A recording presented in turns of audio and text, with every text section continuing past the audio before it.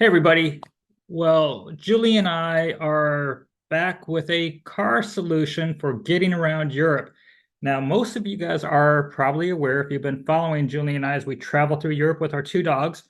We've been using our car from Bulgaria. That's in a corporation that we have through Bulgaria, and we are um, officers of the corporation, which allows us to drive through Europe. So that solution's worked well for us for over 3 years.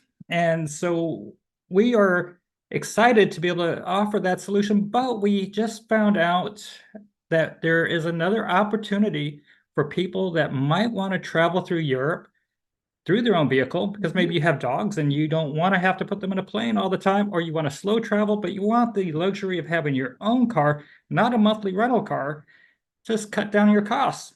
So we have a solution this time, not from Bulgaria, but from Germany.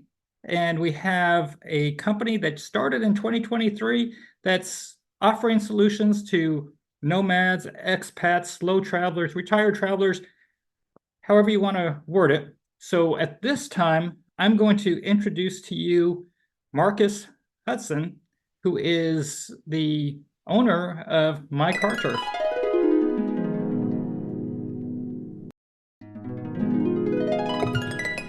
Thanks, Warren and Julie. I'm Marcus from CarTurf, and I recently reached out to Warren and Julie, and we had a good discussion about all of the options currently in the market. And I just told them about CarTurf, and they invited me to share more information. Um, I want to step back a little bit and kind of tell how I got to this solution. I'm originally from the US. I have a German passport. I had quite a bit of experience traveling in Europe, and I lived quite a long time in Russia.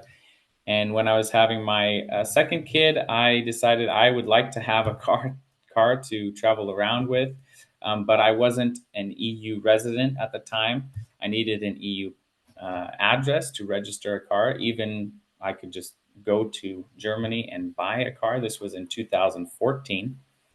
And it turned out that there were not a lot of options in the market from all of the research that I did at that time in 2000. It was end of 2013.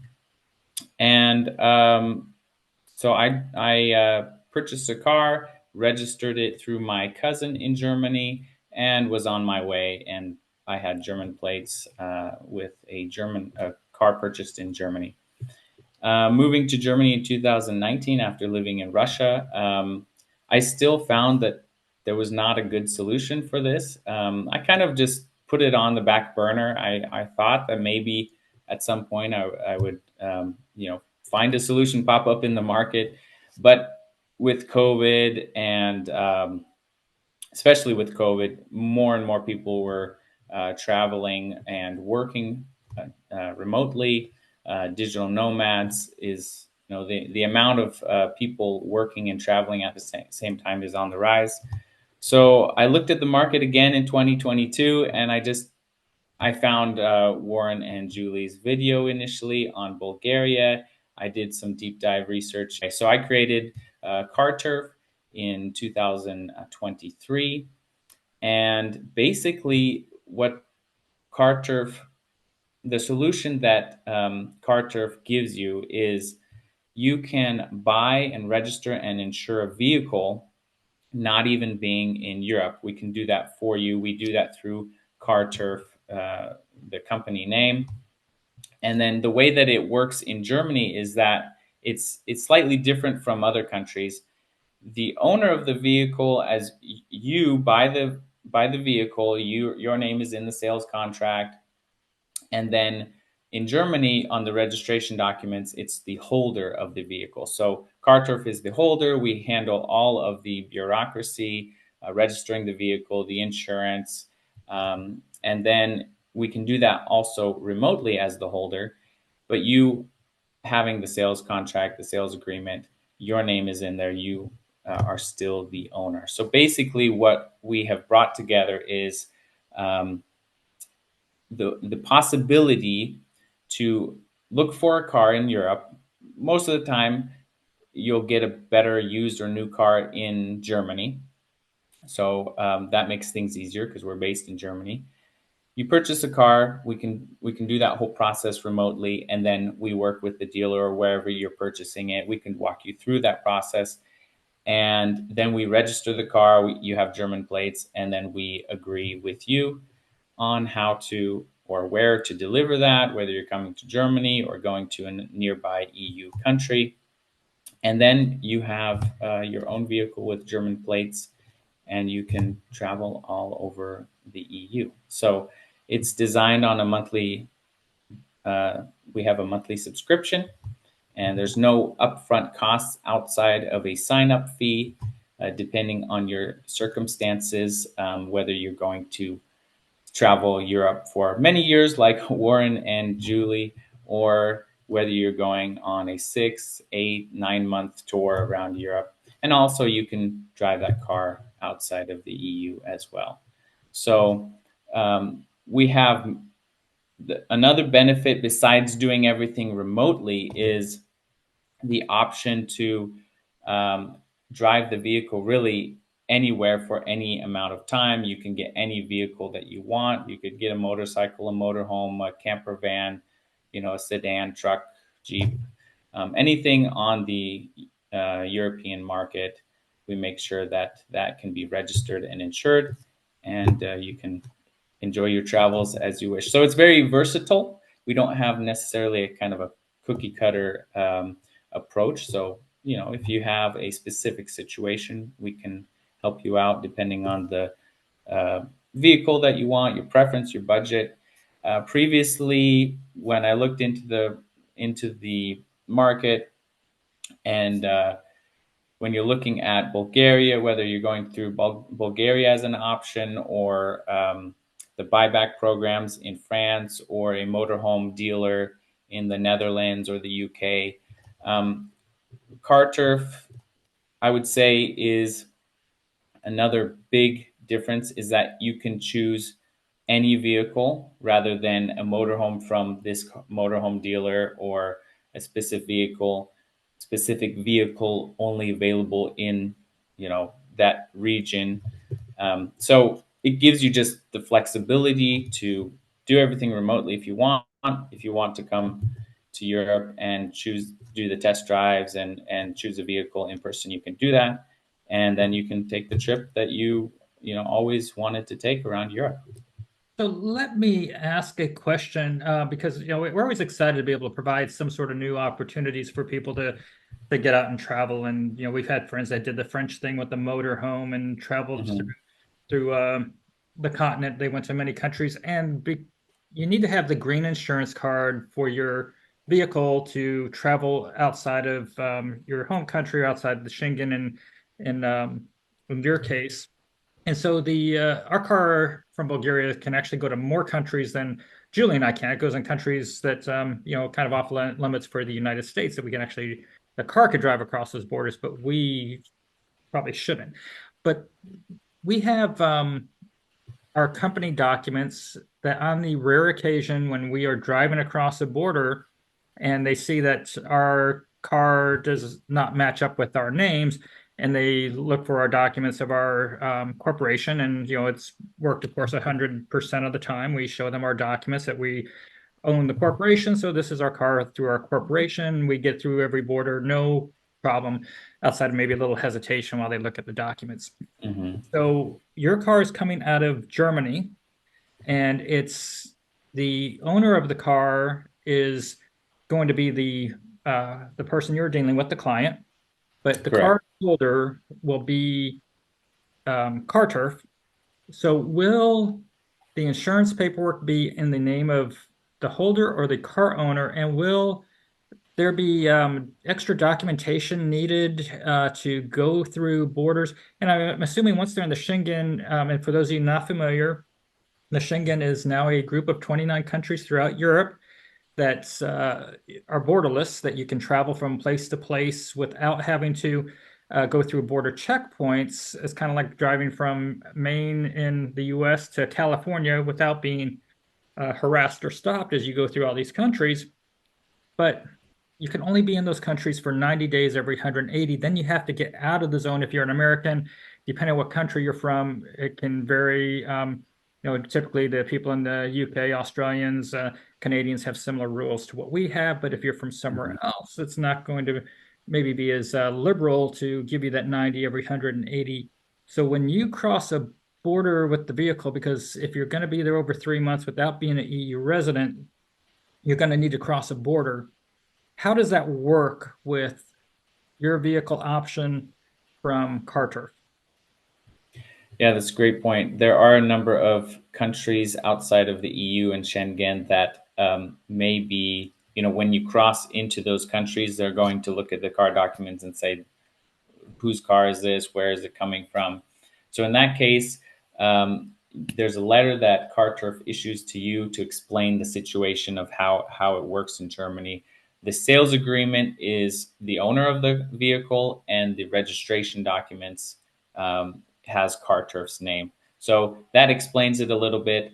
And then also, I should point out that most of the time we do all of the insurance registration in CarTurf's name again as the holder. There are certain circumstances where if you tell us, I need the registration to be in my name because I'm going to such and such countries, and these are problematic.